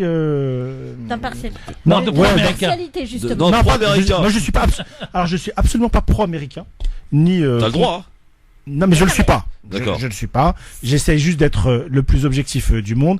L'Iran est un grand pays, une énorme civilisation, bien plus grande que les États-Unis d'Amérique dans l'histoire de l'humanité. Néanmoins, il faut dire la réalité, c'est que à l'heure où on parle, tu parlais d'amateurisme. Ouais. Je ne vais pas utiliser ce terme-là, mais Tu rapproches. et complètement. Ouais, bon. Complètement. Alors je voulais qu'on passe à autre chose parce que faut qu'on avance un petit peu. Et vous parlez des milices irakiennes aussi, hein, qui pro-Téhéran, qui veulent aussi venger la mort du général Soleimani. Moi j'adore ce genre d'expression, si vous permettez, cher Christophe. Quand c'est les Américains qui envoient des gens qui ne sont pas des soldats, on parle de mercenaires. Quand c'est les autres, c'est des milices. Pourquoi? Et pourtant, Il y a une raison. Je vous laisse faire. Eh oui, mercenaires. Je termine mon info ou pas? pourtant, il y en avait beaucoup en Irak. Mais il y en a pas qu'en Irak d'ailleurs. Les milices pro-iraniennes en Irak. 8 combattants, sachez-le, de ces milices pro-Iran ont été tués cette Mais il y a nuit une raison. Hein. en Syrie, près de la frontière avec l'Irak, par des frappes aériennes non identifiées, selon l'Observatoire syrien des droits de l'homme. Et la coalition internationale dément toute implication. Quelques sources indiquent que ça viendrait d'Israël. Israël. Voilà. Ah oui, ça, oui. Non, mais moi, ça c'est facile. Non. Ça marche toujours ça aussi. Non, mais ça marche pas. Attendez. Ouais, voilà. Beaucoup de sources concordantes indiqueraient que ce serait Israël. Oui, bien sûr. Bah oui, bien sûr. Bon. On ne prête qu'aux riches. Exactement. Moi, ce qui m'étonne. Est-ce qu'on peut faire la différence entre milices et mercenaires? On y vient. Moi, ce que j'adore, c'est que quand c'est des missiles anti-arabes, anti-musulmans, il y a toujours des morts dans la dépêche. Et quand c'est des missiles contre les Occidentaux ou Israéliens, il n'y a jamais de mort dans les dépêches. Ah, oui. Il y a quand même quelque chose d'extraordinaire aussi. On est bicéphaux, on est schizophrène. Alors pour les milices et pour les mercenaires, moi j'ai toujours adoré deux expressions. Quand les musulmans se battaient contre les Américains en Afghanistan, c'était des moujahidines, c'est-à-dire l'expression positive du djihad, moujahidine, en anglais, en arabe et en français. Est-ce que ce sont des milices ou pas? Non, mais sans milices, par ailleurs. Non, mais sur la détermination. Pas mercenaires. Non, ils ont. Pourquoi? Non, mais je reste moujahidine. Mais dès qu'ils sont mis à se battre contre les Occidentaux, ils deviennent des djihadistes. Donc, c'est pas ma question, ça, cher Mamie. Non, mais c'est pour ça que je vais à milice après. Donc, on commence par. Mais non, il y a une raison très simple. Allez-y. C'est que mercenaire, c'est quelqu'un qui va faire la guerre pour l'argent. Voilà, et l'autre, c'est pour et pour une idéologie. Voilà. Les milices, c'est d'abord pour une idéologie. Alors, les milices d'aujourd'hui. Ils sont payés. Alors qu'ils sont les deux. Non, ils peuvent être les deux, sauf que l'intérêt premier n'est pas économique, il est idéologique. Ah oui. Et c'est pour ça. Alors, je peux vous dire moi que les milices qui se battent en Syrie pendant toute la guerre, les djihadistes, c'est des milices, c'est pas des mercenaires. C'est des mercenaires, c'est pas des milices. Les seuls miliciens. Moi, j'ai pas utilisé le terme de djihadiste, premièrement. Non, mais la différence. Parce que les mercenaires, pour en connaître un certain nombre. Pour les auditeurs de France Maghreb 2. Non, parce que sur le guerre, pour les auditeurs de France Maghreb 2, pourquoi, quand c'est contre les Russes, pour les Américains, c'est moujahidine, terme positif. Et dès que c'est contre les Occidentaux, c'est djihadiste, terme négatif. C'est ça qui est important. C'est-à-dire que la propagande, elle a ses codes, elle a ses mots, elle a sa pénétration. Aujourd'hui, vous dites à n'importe quel Algérien, à n'importe quel Français. Mais oui, bien sûr. C'est quoi un moujahid? Il sait pas. Mais il en sait rien du tout. Et il l'a su pendant tu dis, il l'a su pendant 10 ans. Quand il y avait la guerre. Oh, je suis pas sûr. Vous voyez le texte de BHL, de Glucksmann. BHL, c'est pas la France. Ah non, heureusement, merci. Heureusement. Tiens, vous faites une belle transition parce qu'on va parler de la Libye dans un instant. Les Français, mais juste avant, on va accueillir Monji de Marseille parce qu'il y a un événement du côté de Marseille, un événement à propos des Ouïghours. Salut mon Monji. Salut Christophe. Comment ça va? Salut Farid, salut j'aime bien Chir Mami, j'aime bien Chir Mami. Ça c'est le monopole de Farid. Il est le seul à avoir le droit de dire ça. Voilà, c'est ça. C'est quelqu'un d'autre. Et Audrey, elles sont pas bons, hein, c'est ça, Monji. Non mais à chaque fois il oublie. Audrey, elles sont pas bons. À chaque fois il m'oublie, Monji. Il faut qu'il la voie à Marseille pour qu'il s'en rappelle. J'ai pas de chance. Vous savez, moi j'ai 2 cases dans les neurones, je me rappelle toujours 2 noms. Ouais. Mais non. Non, il y a des milliards de cases à mon avis. Bon, Monji, perdons pas de temps. Qu'est-ce qui se passe à Marseille demain? Alors, qu'est-ce qui se passe à Marseille? C'est que demain, le 11-11 à 11h, le 11-1 à 11h, on a un rassemblement devant le consulat de Chine, en fait, en face du consulat de Chine, parce que la préfecture a refusé qu'on soit exactement devant le consulat. C'est au 367 avenue du Prado. C'est à 200 mètres à pied du rond-point du Prado, en direction de la plage, direction de David. Et pas très loin du stade d'OM, qu'on salue au passage. Exactement, pas loin du Vélodrome, Ouais, je vous laisse le soin de saluer. Non, mais je salue. Voilà, exactement. Le temple du football. Tu connais rien, mon Dieu, au football, arrête. C'est pour que c'est top, ça. Pas la discussion avec votre football, cher Christophe. C'est vous qui avez commencé. Non, mais moi, j'ai le droit de saluer l'OM.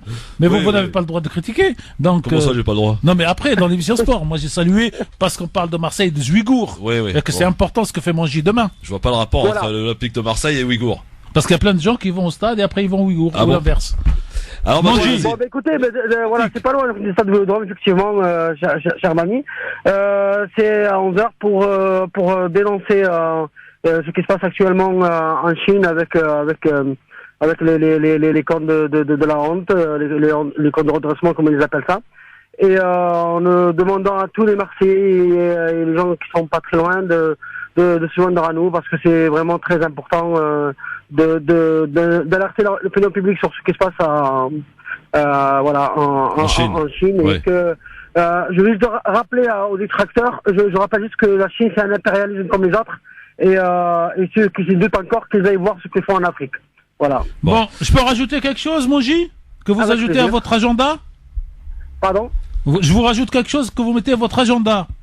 Merci, c'est gentil. Le 18 janvier prochain, de 14h à 18h, il y aura un rassemblement pareil devant donc l'ambassade de Chine à Paris. 18 janvier 2020, 14h, 18h à Paris. Donc demain c'est à Marseille et le 18 c'est à Paris. Et les deux pour donc dénoncer ce qui se passe, ce que c'est. Mais ne soyez pas 4, hein. Faites voilà, faut sortir quoi. Je veux dire. Écoutez, on a fait de notre mieux. Non mais je parle pas de vous, je parle pas de vous. Toujours tort. Ouais. Nous, voilà. Je parle de ceux qui prennent le téléphone et qui viennent gueuler dans une radio et qui se déplacent pas lorsqu'il s'agit de le faire. Voilà. Merci beaucoup. Salut Mongi. À bientôt. Au revoir. Non mais c'est vrai, quand on parle des Palestiniens, des Ouïghours, etc., il y a des rassemblements tout le temps. Aujourd'hui, ils sont combien? Il y a combien de personnes dans les rues? Il y a les trois qui signent l'appel et la famille qui viennent assister. Non mais c'est dramatique. Oui. Il faut du spectacle. Les gens ont besoin de spectacle. Voilà, il faut du sang. Il faut que Trump fasse un tweet pour dire allez à la manif. Et là vous allez avoir tous les évangélistes. Toujours Farid, c'est vrai. 2014. Et franchement, la preuve elle est là. 2014. Gaza se fait massacrer. Il n'y a pas d'autre terme. Et il a fallu que TF1 diffuse des images de 4 gosses qui se sont fait tuer sur la plage pour que les gens viennent par milliers dans les rues de Paris. Avant, il y avait personne. Moi, je peux vous dire. Non, mais ça, c'est un fait. Il est incontestable, celui-là. Christophe, ça répond. Je vais vous dire quelque chose qui m'a toujours marqué. Pendant justement cette guerre d'Irak, on pouvait plus faire l'émission à la radio tellement il y avait du monde. Donc, on a délocalisé et on tournait tous les week-ends dans un café différent. Et on avait 200 personnes dans la rue qui faisaient la queue pour rentrer prendre l'antenne. On devait faire 1 heure, on faisait 6 ou 7 heures d'office. Et le Bagdad tombe le mercredi. Samedi suivant, le rendez-vous est pris dans un café, donc on y va tous. On se retrouve l'équipe de la radio et 4 vieux militants qui sont venus, c'est-à-dire que quand l'émotion exactement, c'est ça. Ça répond à des codes émotifs, c'est très révélateur, et psychologiques qui sont dus à ces sujets-là, mais à plein d'autres. C'est pour ça qu'il faut toujours faire attention. On parlait tout à l'heure de propagande et de manipulation. La réalité, c'est que les gens qui font de la propagande et de la manipulation, en réalité, perçoivent pertinemment ces codes-là. Bien sûr. Et on en joue. Quand tout à l'heure je dis il suffit d'utiliser le terme d'Israël, ça marche toujours. Et ben c'est ça aussi. C'est pas forcément toujours de l'objectivité, malheureusement, je dis, parce que l'être humain est très faible.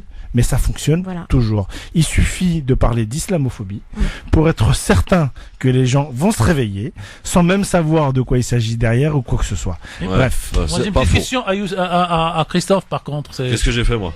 Alors, est-ce qu'il y a eu des conséquences à cette soi-disant grande manifestation contre l'islamophobie? Des conséquences de quoi?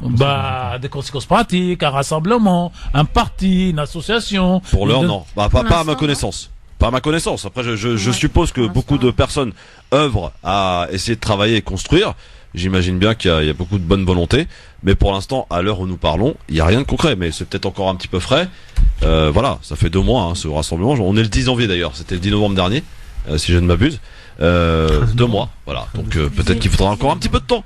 Mais bon, je voudrais qu'on parle vraiment un petit peu, parce que c'est important, de l'autre sujet, les tractations diplomatiques sont poursuivies autour du dossier libyen. Les ministres des Affaires étrangères françaises et saoudiens étaient à Tunis. L'occasion pour la Tunisie de rappeler sa neutralité et sa disponibilité pour le dialogue dans ce conflit. Dans le même temps, les chefs des diplomaties italiennes et égyptiennes ont eux fait le déplacement à Alger.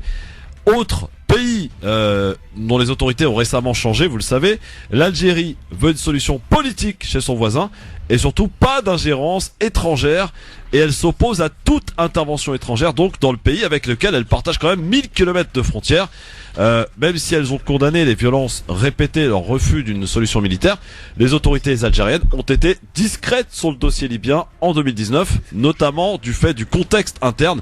Cette semaine, Alger change de stratégie. Lundi, le président Abdelmadjid Tebboune reçoit Fayez El-Sarraj, le chef du gouvernement national libyen. Puis, le ministre des Affaires étrangères turc. Mercredi soir, c'est le ministre des Affaires étrangères italien qui fait le déplacement. Puis, hier, son homologue égyptien. À chaque rencontre, les autorités algériennes répètent qu'il faut faire respecter le cessez-le-feu, l'embargo sur les armes. Elles appellent ainsi le Conseil de sécurité de l'ONU à assumer ses responsabilités en ce sens. Car pour Alger, l'escalade des actes de violence est induite par les ingérences étrangères. Est-ce que vous partagez cet avis, Maudrey, Farid, Tarek? Audrey? Bon, moi, je me suis pas vraiment penchée trop sur la question, donc je préfère d'abord vous laisser parler. Je vais être très honnête là pour le coup. Donc Farid. L'ingérence, c'est l'intervention française et de ses alliés sur le terrain, donc c'est pas nouveau. La dialectique algérienne est très connue, elle me rappelle d'ailleurs le Mali. Tout simplement, hein, ou pas d'ingérence, pas d'ingérence, parce qu'en fait, la réalité, c'est quoi? C'est que cette sous-région-là, c'est la chasse gardée d'Alger. Hein. Alger veut garder mainmise sur le terrain. Alors c'est sa diplomatie très ancienne. La réalité, malheureusement, c'est que vous avez quasiment une guerre civile en Libye. Vous avez des ingérences. Vous avez les Français qui sont partis, mais qui sont très vite repartis également. Les Français ne passent plus rien. Où ça? En Libye aujourd'hui. Ah, en Libye, oui, d'accord. Plus rien. Je suis pas forcément d'accord là-dessus, mais bon, en tout cas beaucoup moins que lorsqu'ils ont fait l'intervention, lorsqu'ils ont bombardé. Vous avez les Turcs, donc d'Erdogan qui est présent. Vous avez, c'est assez complexe. D'ailleurs, Erdogan et Poutine qui se sont rencontrés, cher Farid, oui. Ils soutiennent des camps différents hein, en Libye. Oui, tout à fait. Ils ont appelé, oui, ouais. Ils ont appelé ensemble à l'appel d'un cessez-le-feu. Ouais. Une initiative qu'a salué d'ailleurs Khalifa Haftar, ouais. Mais le maréchal n'a pas l'air disposé visiblement à écouter. Il a affirmé dans le même temps qu'il poursuivrait son offensive. Voilà un petit peu ce que l'on pouvait dire concrètement. Je veux dire, moi, ce qui me gêne profondément, c'est l'interventionnisme de certains petits pays qui s'amusent à vouloir être des puissances, notamment des pays du Golfe, ouais. Qui par leur financement justement provoquent de plus en plus ce type de conflit. Et la Turquie, tu condamnes l'intervention turque? Oui, moi je condamne par définition, enfin l'impérialisme turc, je le condamne, mais pour moi la Turquie c'est juste le sous-jacent américain, hein, c'est pas plus que ça en Libye. Hein. Tarek Mami. Alors, effectivement, la genèse de l'interventionnisme d'aujourd'hui, c'est l'interventionnisme de la France, pour des raisons personnelles de M. Sarkozy, pour tuer, ouais. pour faire tuer Gaddafi, et aujourd'hui, la question du pétrole et surtout du gaz libyen est devenue la principale non pas de discorde, mais d'envie. Et les Turcs qui, eux, la géographie leur a donné tort parce que vous avez du gaz aujourd'hui dans toute la Méditerranée, en Égypte, devant Gaza, pas devant Israël. Ah bon, moi j'ai vu qu'il y avait un gisement ça s'arrête précisément devant. C'est extraordinaire, c'est la nature. Il faut arrêter de dire des bêtises. Après, un peu devant la Syrie. Oui, mais alors il appartient. Attendez. Après, devant Chypre et la Grèce. Ouais. Après, il n'y en a pas devant la Turquie.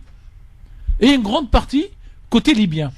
Donc le Turc se retrouve avec l'histoire, je vais faire plaisir à quelques auditeurs de 2013-2014, se retrouve avec la question des gazoducs qui a déclenché la guerre du Syrie. Parce que je rappelle que la guerre du Syrie est déclenchée par la question des gazoducs du Qatar qui devait passer par la Turquie et de l'Iran qui devait passer par la Syrie. Et quand le président Bachar a choisi de prendre le gazoduc de l'Iran qui passe par son pays sans passer par la Turquie, c'est là où cette guerre s'est déclenchée.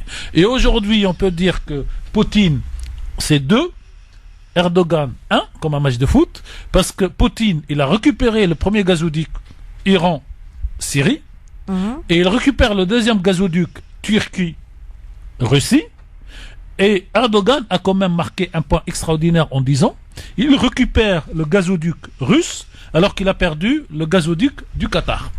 Et en face de la Turquie, comme elle n'a pas de gaz, il y a la Libye. Et je l'ai dit la semaine dernière, mais je vais le synthétiser. Erdogan va en Libye pour 2 raisons. La première, officiellement, c'est pour défendre les Libyens, mais pour prendre le gaz. Et 2, pour pouvoir évacuer les 30 000 terroristes qui sont du côté d'Idleb, qu'il faut occuper et qu'il faut sortir d'Idleb pour l'amener hier. Parce que s'ils sortent d'Idleb sans aller en Libye, ils vont se retrouver en Turquie. Et la Turquie. Non, mais le vrai problème, à mon avis. Là, le vrai problème, c'est que j'ai de la pub. Et ça, c'est un problème, mon Farid. Je peux rien y faire. Je comprends. Et j'ai un petit quiz aussi. Il faudrait qu'on dise 2 mots aussi sur les tractations en cours avec les syndicats et le Premier ministre, Édouard Philippe. Ça discute beaucoup. Il reste 10 minutes. Mais a priori, ils ont pas l'air décidés d'en sortir pour l'instant. À tout de suite. France Maghreb 2, France Maghreb 2. L'émission passe à une vitesse incroyable, avec Audrey Polosti, Farid Tamsamani. Surtout quand Cheikh Farid est là de temps en temps, oui. Oui. Ça amène la contradiction. Bah oui, voilà, il en faut. Ah, je suis un bon client quand même. Bon, alors très rapidement, par contre, je compte sur votre discipline parce que je tiens au quiz aujourd'hui. Les syndicats qui se succèdent depuis ce matin, vous le savez, à Matignon, la résidence du Premier ministre français, Édouard Philippe, négociations sur le financement des retraites alors qu'on en est au 37e jour de grève, messieurs, dames, contre la réforme des retraites, voulue par Emmanuel Macron. Réforme à laquelle reste opposée une majorité de Français. Alors aujourd'hui, il est surtout question de l'âge pivot de 64 ans et son bonus-malus pour les futures pensions. Eh bien, à la sortie de sa rencontre avec le Premier ministre, le patron de l'UNSA dit qu'il a bon espoir que la mesure, que l'âge pivot, soit retirée dans les prochaines heures. Affaire à suivre, ça c'est à surveiller de très près. Donc, on pourrait céder côté gouvernement sur l'âge pivot. Et ça serait une bonne chose. Et ce qui permettrait de sortir justement et de créer une pagaille dans les syndicats, parce qu'on sait que par exemple la CFDT, au-delà de pagaille, voilà. Non mais la CGT, elle demande une retrait purement et simplement. Mais l'avantage c'est qu'on partirait sur un principe général, l'universel, et après que chaque syndicat dans son secteur d'activité se batte pour obtenir ce que moi j'appelle passer du spécial au spécifique. Faut-il savoir faire le spécial, c'est pour la SNCF, pour les avocats, pour le truc. Le spécifique, c'est que dans tous les métiers, on prend la chose la plus difficile et on donne les avantages. Faut-il savoir terminer une grève? Oui. Oui, je pense. À un moment, il faut arrêter, quoi. Ouais. Je sais pas. Pour ceux qui galèrent depuis 36 jours. Oui, bah oui, comme nous. Comme les vous, petits gens. Ouais, voilà. Voilà, les petits gens que nous sommes. Allez, le quiz, c'est parti. Ah, déjà? Le quiz. Oui. On aura du retard s'il y a des questions 57, de France. Comme dit l'autre, à l'international, on est bon. Mais sur la France. Audrey. Oui. Tu es pas ça de mal. Non, mais Audrey va être bon sur la France puisqu'elle a suivi. Ouais, je sais pas. Tiens, première question. Quel roi a invité le président tunisien à venir visiter son pays? J'y vais au hasard. Le roi Hassan II. Jordanie. Non. Hassan II, il est C'était mais quelle époque? Non. Non. Vous savez qu'il a toujours pas quitté Maroc. Non, c'est pas le Maroc. C'est un roi. Un roi. Quel roi? Le roi de quel pays a invité Arabie Saoudite est une bonne réponse.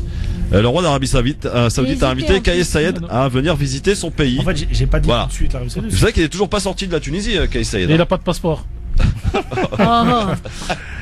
Bon, question facile, ça va jouer à la rapidité. Le Premier ministre de quel pays a affirmé avoir les preuves? Canada. Justin Trudeau. Ouais, Canada. Ah mince. Ça fait 3.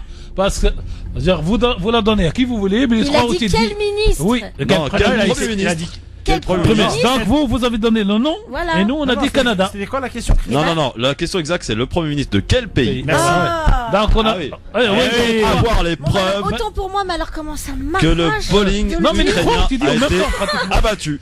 Et je vais pas être prétentieux. Non, mais c'est quoi? Il y a une bonne question là? Non, qui a gagné le point? Bah écoutez, moi je pense que comme ça, d'après mes oreilles, c'est Farid qui a eu le point, mais c'était. Il me semble que c'est Farid aussi. Ça me semble, hein. Mais on peut le partager le point. Non, mais c'est pas un problème. Bon, allez, on partage-le. 2-0. Tiens, question pour vous tous. Quel réalisateur français a été condamné à verser 10 000 € d'amende pour avoir licencié son assistante? Oui, Besson. Non, mais tout à fait. Non, mais moi, j'avais la gueule du mec. Je pensais à lui tout de suite. Non, mais j'ai la gueule du mec, mais pas le j'ai la gueule du mec, mais pas le nom. Bon. Oui, c'est Besson. C'est celui qui a le plus d'histoire. Oui, c'est ça.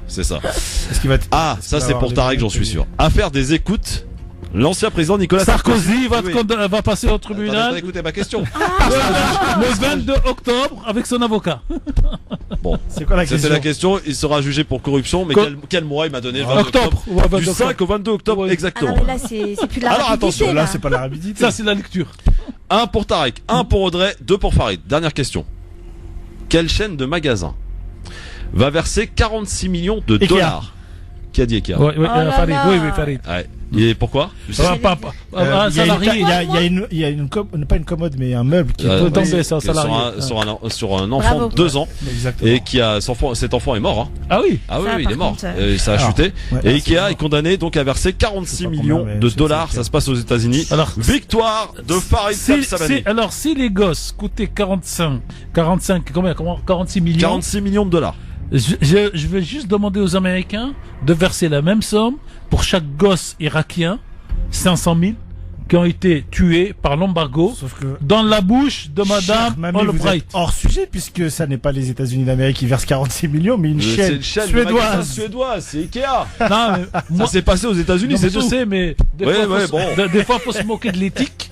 Donc, une société paye 46 millions pour un gosse, et un pays ne paye pas 46 millions pour 500 000 morts de gamins. Ouais, mais c'est une chaîne de magasins qui a été condamnée à payer cette somme. Mais le problème, c'est qu'il n'y a personne pour condamner les États-Unis à payer. Parce que sinon, elle serait condamnée à payer. Ah, mais moi, j'étais persuadée que t'allais parler de date et tout, donc j'étais pas forcément. Ah non, on a changé les règles, il n'y a plus de date. Depuis qu'il y a eu des dates, c'est pour le ramadan. Tout ça. J'essaye de devancer sans vraiment écouter les questions parce que je sais que j'en ai deux loustiques à côté là. Bon, bah ça va, t'as marqué ton point. T'as marqué un point. Ouais, mais bon. Tarek aussi. Oh, moi, je m'en fous. Victoire de Farid. Le Canada, j'aurais pu l'avoir. Ouais, bah écoute, voilà. Il faut bien aussi écouter les questions parce qu'on peut se planter parfois, sur l'intitulé. Bon, en tout cas, victoire. Bravo, mon Farid. C'est pas le deuxième là que tu gagnes? De cette année, je pense. Ouais, c'est bravo. Et je pense qu'avec ce nouveau quiz actu, ça va rechanger toutes les règles et tout le classement. On est loin quand même. Non, je l'ai vu le classement, voilà. Non, mais moi, depuis que je gagne, je suis toujours à 3 points et demi. C'est pas normal. Il y a un truc qui se passe. C'est un peu comment tu disais, ça avance pas là. Non, mais j'ai les points qui montent. Ouais. Et assez bien, mais de l'autre côté, je suis toujours à 3-5. Et puis en plus, je sais pas.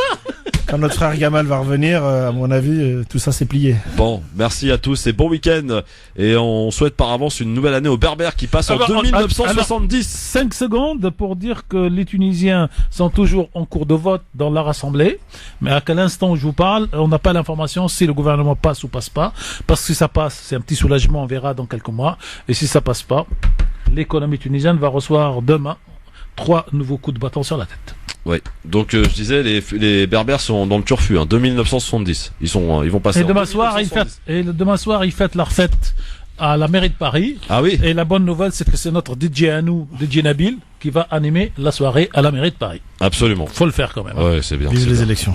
Madame Anne Hidalgo qui a promis, rappelons-le, la gratuité des transports aux moins de 18 ans, si elle est réélue. Ça a été fait dans une autre ville de France. J'ai lu, je sais pas quelle ville. Dunkerque, je crois, non? Je sais pas, mais une ville l'a fait. Et apparemment, ça a arrêté beaucoup de violence. Ah ouais? Oui. Et beaucoup de bousculades. Mais pourquoi elle l'a pas fait maintenant? Non, mais parce qu'elle copie. Non, mais beaucoup de bousculades. Et surtout, vous connaissez la réalité. Et surtout beaucoup d'altercations. Mais surtout que c'est pas Anne Hidalgo qui va payer. Oui, bien sûr. Bah non, c'est pas dit. Oui, parce qu'en fait, elle décide de quelque chose dont elle n'a pas le pouvoir. Régional, oui. C'est régional. C'est pas les Pécresse. Avec Pécresse. Non, mais parce que Pécresse n'a jamais. Pécresse a fait. Va subir cette décision électorale. Pécresse a déjà fait pour les plus de 65 ans la gratuité totale pour le métro. Les 60 ans à 65 ans, 50%. Et il y a une autre initiative. Elle a accepté avec la RATP. Tu arrives bientôt, Farid. De baisser les tarifs de Navigo pour tous, puisqu'aujourd'hui qu'on habite Paris, qu'on fasse une zone ou 4 zones, on paye la même chose, alors qu'avant les Parisiens étaient le moins cher. Allez, dors tout le monde. Au revoir. C'est l'heure, parce que l'heure c'est l'heure, moi il faut que je rentre à la maison les gars. Ciao. Salut Audrey, salut Farid, salut Tarek, bon week-end à lundi, ciao. Merci à tous. 18h01 sur France Maghreb, de l'essentiel de l'actualité de ce vendredi soir sur Pitarance. Bonsoir. Bonsoir à tous. À la une ce soir, Laurent Berger qui campe sur ses positions. Le leader de la CFDT a rappelé son engagement à faire tomber l'âge pivot à l'issue de son entretien à Matignon. Le grand oral d'Emmanuel Macron, mais pas sur la question des retraites. Le président de la République rencontre pour la première fois les membres de la Convention citoyenne sur le climat. Et puis, les volleyeurs français à un match des Jeux, les Bleus affrontent l'Allemagne ce soir en finale du tournoi de qualification olympique. 1h30 de réunion et toujours pas de solution. Voilà ce qu'on peut dire de cet entretien entre Édouard Philippe et Laurent Berger. Aucun compromis sur le financement du système des retraites n'a été trouvé. Le leader de la CFDT réclame la suppression de l'âge pivot à 64 ans. Écoutez. On a senti, je vais le dire, une volonté d'ouverture dans la parole, mais encore une fois, je dirais, comme je l'ai dit depuis maintenant quelques jours, tout ça se mesure in fine aux actes. Et les actes, évidemment, nous n'avons pas eu les réponses ce soir. J'espère que très très vite, parce que ça n'a que trop duré. Et je crois que finalement, la logique un peu d'affrontement qui est celle des dernières semaines nuit à un vrai débat sur un système universel juste. On espérait avoir été entendu. Et donc la CFDT, pour l'instant, elle continue de revendiquer la fin de l'âge pivot dans cette loi, et elle continuera de le faire. Et Laurent Berger qui souhaite toujours participer à la conférence de financement de la réforme des retraites. Et après la grande journée de mobilisation nationale, le parquet de Paris a ouvert 2 enquêtes pour violences volontaires. La première concerne un policier filmé en train de tirer un LBD à bout portant sur la foule à Paris. L'autre implique également un policier, auteur de coups de matraque sur une manifestante. L'IGPN s'est saisi de ces 2 affaires. Et côté transport, la SNCF prévoit du mieux sur les rails ce week-end. Comptez 4 TGV sur 5 en moyenne, avec un retour progressif à la normale d'ici lundi. 1 train sur 2 en service pour les TER et 2 sur 5 pour les intercités. C'était l'une des mesures issues du grand débat national, la Convention citoyenne pour le climat. Elle réunit 150 Français tirés au sort, censés représenter l'ensemble de la population. Et ce soir, Emmanuel Macron doit s'adresser à eux. Ces réponses seront suivies de près, Olivier Montaigu. Oui, parce que cette audition, ce sont les 150 citoyens de la Convention qui l'ont réclamé depuis 4 mois. Un week-end sur 2, ils planchent, entre autres, sur les moyens de réduire les émissions de gaz à effet de serre d'au moins 40% d'ici à 2030 pour atteindre la neutralité carbone en 2050. Et le président devra se montrer précis sur ses intentions en matière de lutte contre le réchauffement climatique. Il en va de la crédibilité de cette Convention, dont les propositions, je vous le rappelle, seront soumises telles quelles à l'Assemblée pour être votées ou bien soumises au référendum. Des propositions autour de 5 grands thèmes: se déplacer, se loger, se nourrir, consommer, produire et travailler. Et le chef de l'État prononce ce soir un discours avant de répondre à chaque question préparée par les membres de la Convention. L'ancien patron de France Offshore, Nadav Bensoussan, mis en examen pour blanchiment de fraude fiscale. Il a été placé en détention provisoire. L'homme d'affaires est soupçonné d'avoir mis en place un système de compte offshore via une société basée en Suisse et en Belgique. Plusieurs dizaines de millions d'euros sont en jeu. Nadav Bensoussan a déjà été condamné à 2 ans de prison ferme pour des faits similaires. L'Iran se dédouane de toute responsabilité après le crash d'un Boeing 737 mercredi près de Téhéran. Hier, le Premier ministre canadien Justin Trudeau a affirmé que l'appareil de la compagnie Ukraine International Airlines avait été abattu par un missile. La catastrophe a entraîné la mort de 176 personnes, majoritairement des Iraniens et des Canadiens. La thèse d'un tir de missile également partagée par le secrétaire général de l'OTAN. On passe au sport avec d'abord un mot de biathlon et un coup double pour les Français sur le sprint masculin disputé cet après-midi en Allemagne. Victoire de Martin Fourcade et 2e place sur le podium pour Émilien Jacquelin. Du hand et l'entrée en lice de l'équipe de France à l'Euro masculin, les Bleus débutent par un match piège. C'est face au Portugal en Norvège, coup d'envoi à 18h15. Un rendez-vous capital aussi pour l'équipe de France de volley. Les hommes de Laurenti disputent la finale du TQO à Berlin face à l'Allemagne au lendemain de leur exploit face à la Slovénie. Un exploit pour rien s'il ne s'impose pas ce soir. Pour Antoine Brizard, le passeur tricolore à l'issue de la rencontre hier soir. C'est dur comme tournoi parce qu'on sort d'un match comme on en joue rarement, avec une intensité incroyable, un scénario incroyable. Et dans des compétitions normales, on prend une médaille pour ça. Et là, on peut être comme des cons demain. Pardon. Et c'est incroyable, mais c'est rien. Voilà, on n'a rien fait. France-Allemagne, c'est donc ce soir à 21h10. Rappelons que le vainqueur sera qualifié pour les JO de Tokyo. Enfin du foot et le retour de la Ligue 1 ce soir avec un choc au programme. L'OM se déplace sur la pelouse du Roison Park face au Stade Rennais. Ça commence à 20h45. Voilà pour l'actualité. Très belle soirée à tous. France Maghreb 2, France Maghreb 2. 2. France Maghreb 2, service, info, musique, divertissement. France Maghreb 2. France Maghreb.